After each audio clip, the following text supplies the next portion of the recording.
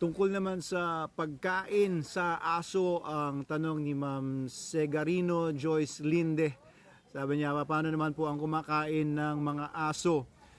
Okay, wala nang question po kasi yan ngayon. No? Number one, labag po sa batas ang pagkatay at pagkain ng karne ng aso. Puwera na lang, number one, kung ang pagkatay at pagkain ng karne ng aso ay ginawa as part of a religious o sacred ritual ng isang tribo. At meron pong mga ganyan mga tribo, no? I think sa norte meron pong tribo na talagang kumakatay sila at pumapatay ng aso bilang part ng isang ritual nila. And because we have a system of freedom of religion sa bansa natin, sa batas naman yun, you can practice your own religion, hindi natin pwedeng sagasaan yon. Kung papaanong hindi rin natin pwedeng sagasaan yung kagustuhan ng mga sumasabong, yung mga naglalaro ng sabong, hindi ba parang mas malakas na animal cruelty yun? Kasi pinaglalaban ng dalawang manok dahil sa kanilang instinct na mag-away ng male to male ay ginagawa na yung entertainment para makapagsugal ang mga tao at ma-entertain. Ayan, maraming mga pamilya na ang nahirapan dahil nalulung sila sa pagsusugal. And yung gambling na sabong hindi na natin maalis dahil yun ay parang relihiyon na sa mga taong ito. Kahit animal cruelty pa yan, hindi natin pwedeng sagasaan yung religion nila ng pagsasabong.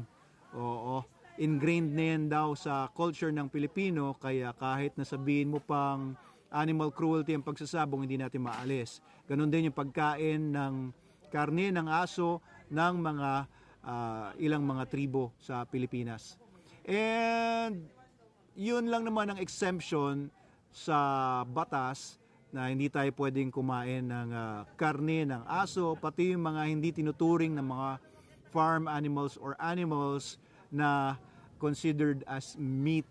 Okay, so hindi talaga pwedeng kumain ng aso sa Pilipinas. Kung hindi, ikaw ay pwedeng makasuhan ng Animal Rights Law or yung tinatawag na Animal Welfare Act.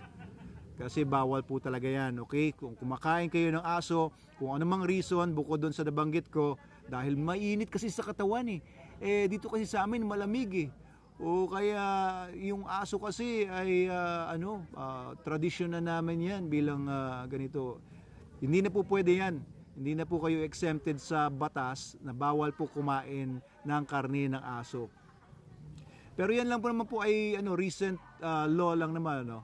Pero kung titingnan natin sa Biblia, kung kayo ay Kristiyano, ang biblical law or Christian law ay hindi naman po ginagawang iba ang karne ng aso kumpara sa karne ng baboy, karne ng manok, karne ng baka at iba pang nakagisnan na natin kinakain talaga ng mga karne. So yung pagkain ng dog meat sa Biblia, ang kailangan mo lang gawin is patuluin mo yung dugo ng aso at pwede mo nang kainin yung laman. Yun ang nakasulat simula pa lang nung panahon ni Moises. Panahon ni Noe. Ayan, kasi nung yung nasagip sila mula doon sa malaking baha, ayan, pinayagan ng Diyos na kumain na ng karne ng hayop ang mga tao.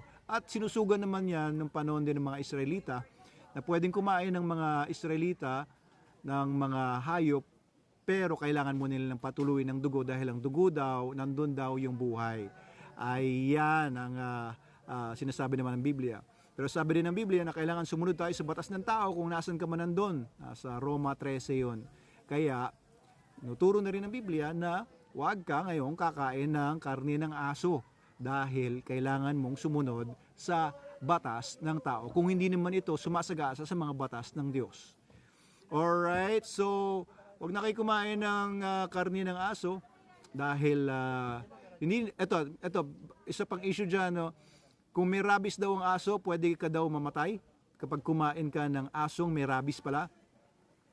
Well, kung niluto mo yung karne ng aso na kakainin mo, di ka naman mamamatay dahil sa rabies kasi madaling mapatay ang rabies virus sa heat. Kaya kung lulutuin mo yung karne ng aso, mamamatay naman yung mga rabies virus. Kaya hindi totoo yun. Ang ginagawa pa ng iba, nilalagyan daw nila ng soft drinks, tapos lumalabas daw yung mga bulate. Yun daw yung rabies. Hindi po rabies yun, bulate talaga yun. Okay, bulate po yun. Ang rabies, microscopic po yan. Hindi nyo makita yan, tsaka hindi po yan mukhang bulate. Mukha yung mga bala na maliliit sa microscope. Hindi nyo makikita yan na lumalabas doon sa karne ng hindi po totoo yun. Pero just the same, wag po kayo kakain ng karne ng aso unless kasama nga kayo doon sa mga relihiyon na kasama yun sa mga ritual nila.